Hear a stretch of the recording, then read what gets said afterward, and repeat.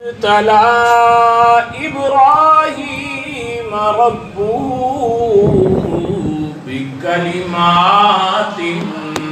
فأتمهن قال إني جاعلك للناس إماما صدق الله خالقنا العظيم وصدق رسوله النبي الكريم ونحن على ذلك لمن الشاهدين والشاكرين والحمد لله رب العالمين۔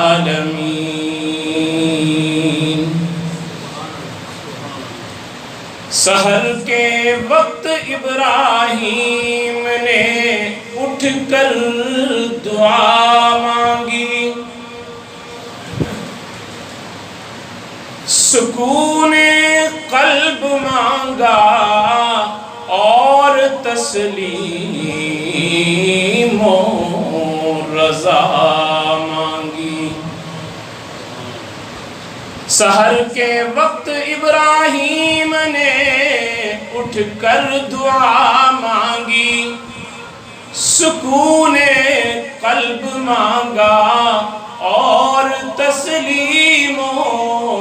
رضا مانگی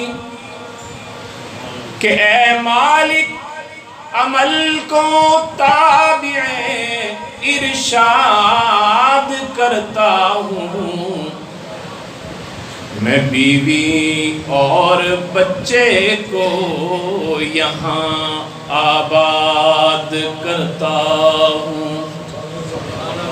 اسی سنسان وادی میں انہیں روزی کا سامان دے، اسی بے برگ سامانی میں شان صد بہاراں دے۔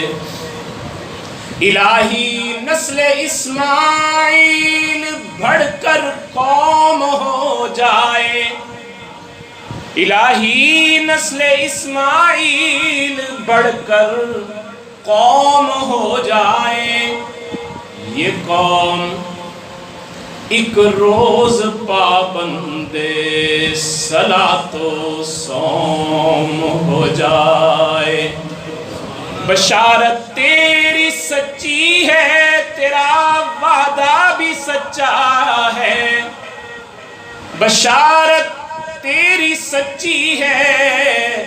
تیرا وعدہ بھی سچا ہے،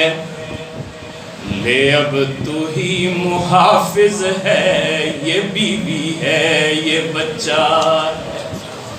سب حضرات عقیدت اور محبت کے ساتھ نماز والا درود پاک۔ اللہم صلی علی محمد وعلی آل محمد کما صلیت علی ابراہیم وعلی آل ابراہیم انکا حمید مجید۔ اللہم بارک علی محمد وعلی آل محمد کما بارکت علی ابراہیم وعلی آل ابراہیم انکا حمید مجید۔ گرامی قدر سامعین، معزز حاضرین،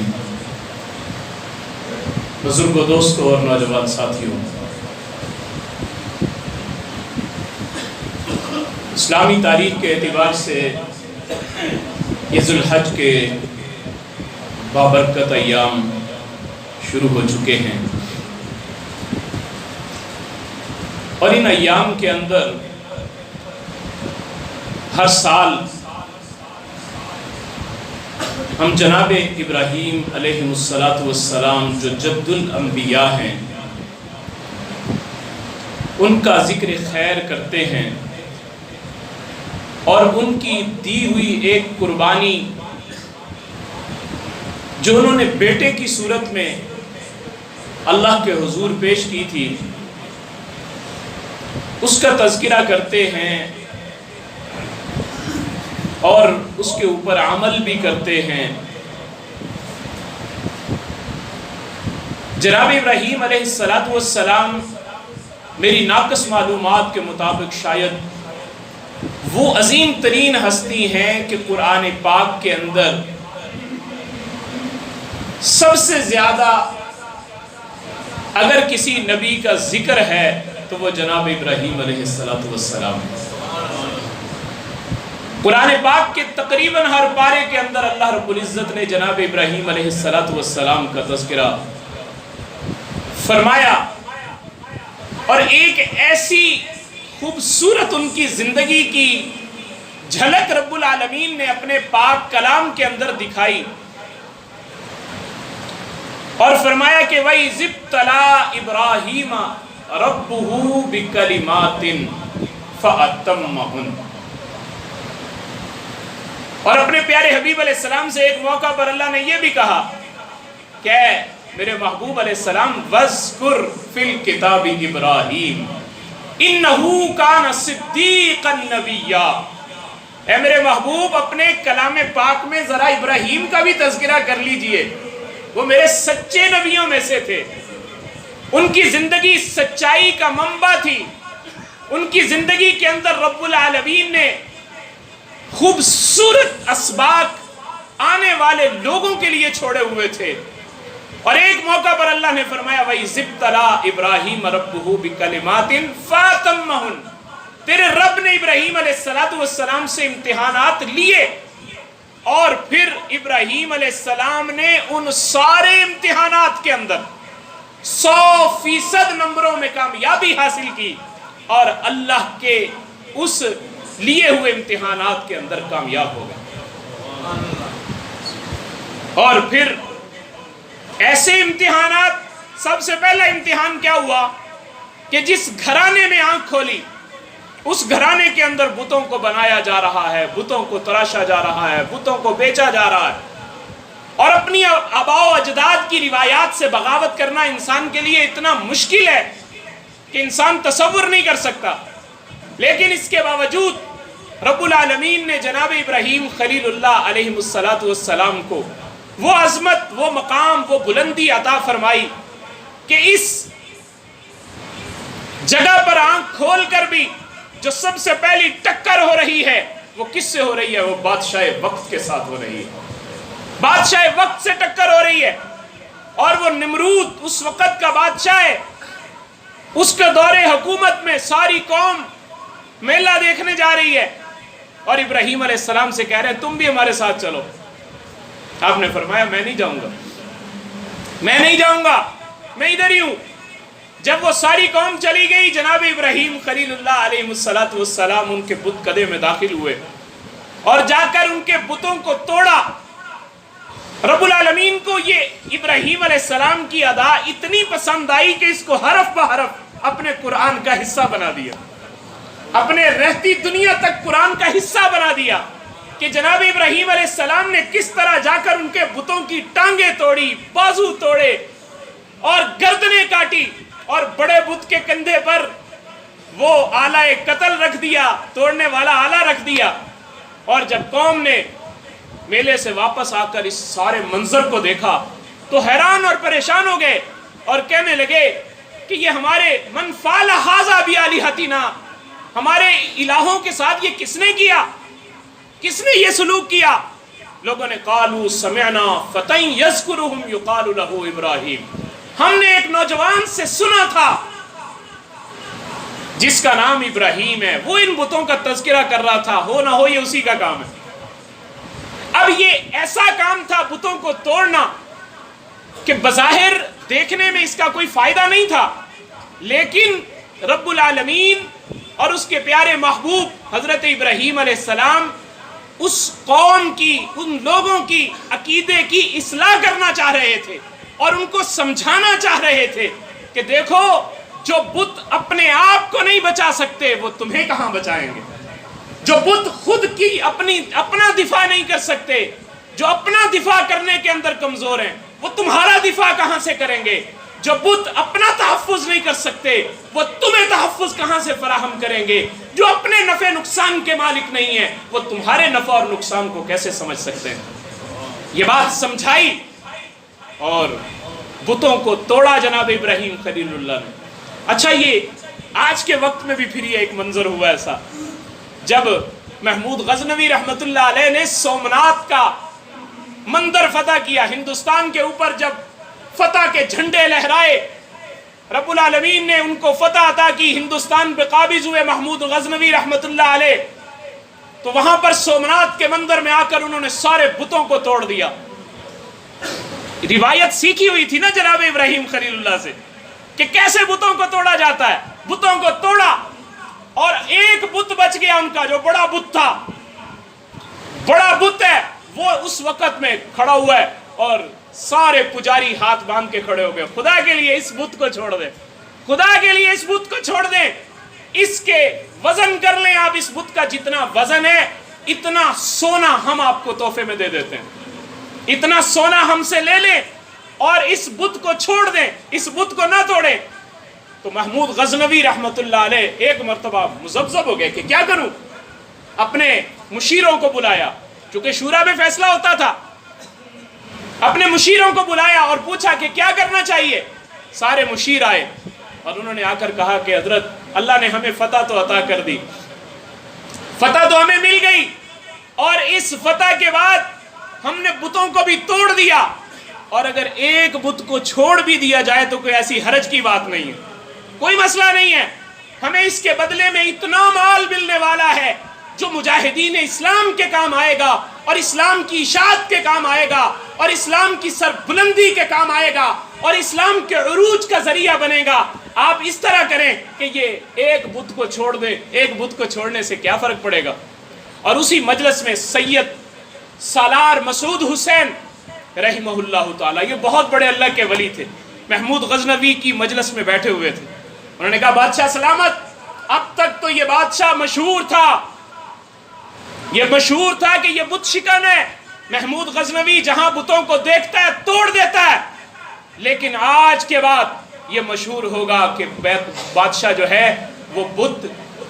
شکن نہیں ہے بلکہ بت فروش ہے، بتوں کو بیچنے والا ہے۔ تو محمود غزنوی رحمت اللہ علیہ کے دل میں ابھی تذبذب باقی ہے، تردد باقی ہے، اسی حالت میں دوپہر کے قیلولے کے لیے، آرام کرنے کے لیے تشریف لے گئے۔ جا کر جب آرام کیا، آرام کرتے ہوئے خواب دیکھا کہ حشر کا میدان قائم ہو چکا ہے، فرشتے آ گئے، ایک فرشتے نے پکڑا اور پکڑ کر کھینچ رہا ہے کہ اس کو جہنم میں لے کے جانا ہے۔ وہ کہتا بھئی کیوں لے کے جانا ہے؟ وہ کہتا اس لیے کہ یہ بتوں کو بیچنے والا ہے، یہ بت بیچتا ہے۔ دوسرا فرشتہ کھینچ رہا، نہیں، اس نے کہا یہ بتوں کو توڑنے والا ہے، یہ تو بت شکن ہے، تم کیوں اس کو جہنم میں لے جا رہے ہو، میں اس کو جنت میں لے کے جاؤں گا۔ ابھی ایک ادھر سے کھینچ رہا ہے، ایک ادھر سے کھینچ رہا، اتنے میں محمود غزنوی رحمت اللہ علیہ کی آنکھ کھل گئی۔ جب بیدار ہوئے تو بیدار ہوتے ہی فوراً حکم دیا اسی وقت جا کر اس بت کو، وہ بڑا بت جو ہے اس کو توڑ دیا جائے، بڑے بت کو توڑ دیا جائے، اور جناب ابراہیم خلیل اللہ علیہ السلام کی اس سنت کو زندہ کرتے ہوئے خراج تحسین پیش کر دیا جائے اور اس بت کو توڑ دیا جائے۔ محمود غزنوی کے حکم پر اسی وقت جا کر اس بت کو توڑ دیا گیا، اور جب توڑا گیا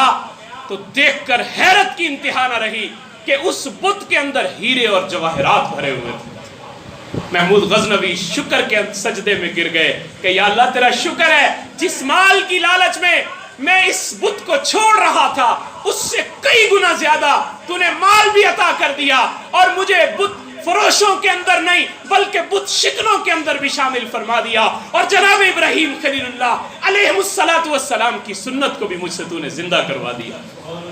یہ ایسا منظر تھا کہ دیکھ کر بہت سے لوگوں کو اللہ رب العزت نے ہدایت کی دولت عطا کی۔ میرے بھائیوں، یہ بت شکنی حضرت ابراہیم علیہ السلام نے ہمیں سکھائی، اور یہ در حقیقت ہمارے لیے بھی سبق ہے۔ آج جو لوگ سمجھتے ہیں کہ یورپ کے لوگوں کے طرز زندگی پہ چل کے ہم کامیاب ہو جائیں گے، یہ ان کے لیے بھی سبق ہے کہ کامیابی اس میں نہیں، کامیابی محمد الرسول اللہ صلی اللہ علیہ وسلم کے قدموں میں ہے، کامیابی اللہ کے پیارے حبیب صلی اللہ علیہ وسلم کے طریقوں میں ہے، کامیابی اللہ کے پیارے حبیب صلی اللہ علیہ وسلم کے حکموں پر مر مٹنے میں ہے، جناب ابراہیم خلیل اللہ کی اداؤں کو زندہ کرنے میں کامیابی ہے، ان کی وفاؤں کو زندہ کرنے میں کامیابی ہے۔ اپنی مرضی کی زندگی، من چاہی زندگی گزار کر یا یورپ کی تقلید والی زندگی گزار کر ہم سمجھے کہ ہم کامیاب ہو گئے، یہ کامیابی نہیں ہے، یہ ناکامی ہے۔ وہ لوگ خود بھی ڈوبے ہیں، ہمیں بھی ڈوبو دیں گے۔ اگر ہم ان کے طرز زندگی کو اپنے لیے کامیابی سمجھیں گے، ہم بھی تباہ و برباد ہو جائیں گے۔ کامیابی کا گر اللہ نے ہمیں اپنے پاک کلام میں بتا دیا، کامیابی کا گر ہمارے پیارے حبیب علیہ السلام نے ہمیں اپنے فرامین میں بتا دیا۔ اور رب العالمین نے کیا کہا کہ میں نے ابراہیم علیہ السلام سے امتحانات لیے، وَإِذِ ابْتَلَىٰ إِبْرَاهِيمَ رَبُّهُ بِكَلِمَاتٍ فَأَتَمَّهُنَّ، میں نے جتنے بھی امتحان لیے، ابراہیم علیہ السلام نے ہر امتحان کے اندر 100% نمبروں میں کامیابی حاصل کی۔ اور کس طرح کی؟ جب قوم نے دیکھا کہ انہوں نے بتوں کو توڑ دیا، ساری قوم کہنے لگی کہ اب اپنے الہوں کی مدد کرو، اپنے معبودوں کی مدد کرو۔ اور بھائی کیسے کریں، کیسے مدد کریں؟ انہوں نے کہا جلا دو اس کو، جس نے ہمارے بتوں کو توڑا اس کو جلا کے راکھ کر دو۔ بڑی چخا جلائی گئی، بڑی آگ جلائی گئی، اور جناب ابراہیم علیہ السلام کو آگ میں پھینکنے کا فیصلہ کر لیا گیا۔ جناب ابراہیم خلیل اللہ آگ کی طرف جا رہے ہیں اور آگ کی طرف ان کو پھینکا جا رہا ہے۔ ادھر بے خطر کود پڑا، علامہ اقبال نے تڑپ کے کہا نا اس منظر پہ، اس نے کہا بے خطر کود پڑا آتش نمرود میں عشق، عقل ہے محو تماشائے لبے بام ابھی۔ عقل حیران ہے کہ ابراہیم آگ میں بغیر کسی روک کے، بغیر کسی رکاوٹ کے دوڑتے ہوئے آگ کی طرف جا رہے ہیں۔ کیا آپ کو آگ سے ڈر نہیں لگتا؟ ابراہیم خلیل اللہ آگ میں جا رہے ہیں، کیوں؟ اس لیے کہ آگ کا خالق کون ہے؟ وہی ہے جن کے یہ خلیل ہیں، وہی اللہ اس آگ کا خالق ہے۔ میرے اللہ نے جب ابراہیم علیہ السلام کا یہ جذبہ دیکھا تو فوراً کسی اور سے نہیں بلکہ ڈائریکٹ اس آگ سے خطاب کیا۔ یہ آگ بھی تو اللہ کی مخلوق ہے، آگ سے خطاب کیا اور کیا کہا؟ قُلْنَا يَا نَارُ كُونِي بَرْدًا وَسَلَامًا عَلَىٰ إِبْرَاهِيمَ، اے آگ ٹھنڈی ہو جا، سلامتی والی ہو جا، میرا ابراہیم تیرے اندر آ رہا ہے، اس کی مہمانی کے لیے تیار ہو جا۔ میرے ابراہیم کو کوئی تکلیف نہیں پہنچنی چاہیے۔ وہ ہاتھ پہ بندھی ہوئی رسیاں تو وہ آگ جلا دیتی ہے، لیکن اس سے زیادہ وہ آگ تکلیف نہیں دیتی، وہ آگ ٹھنڈی ہو جاتی ہے، اور ٹھنڈی بھی اتنی نہیں ہوتی کہ اس سے تکلیف پہنچے، بلکہ سلامتی والی ٹھنڈی ہوتی ہے کہ ابراہیم علیہ السلام اس آگ کے اندر سلامتی سے وقت گزارتے ہیں۔ لیکن رب العالمین نے جو پرچہ امتحان کا لیا تھا اس میں ابراہیم علیہ السلام کامیاب ہو جاتا ہے۔ اللہ سے دعا ہے اللہ مجھے بھی اور آپ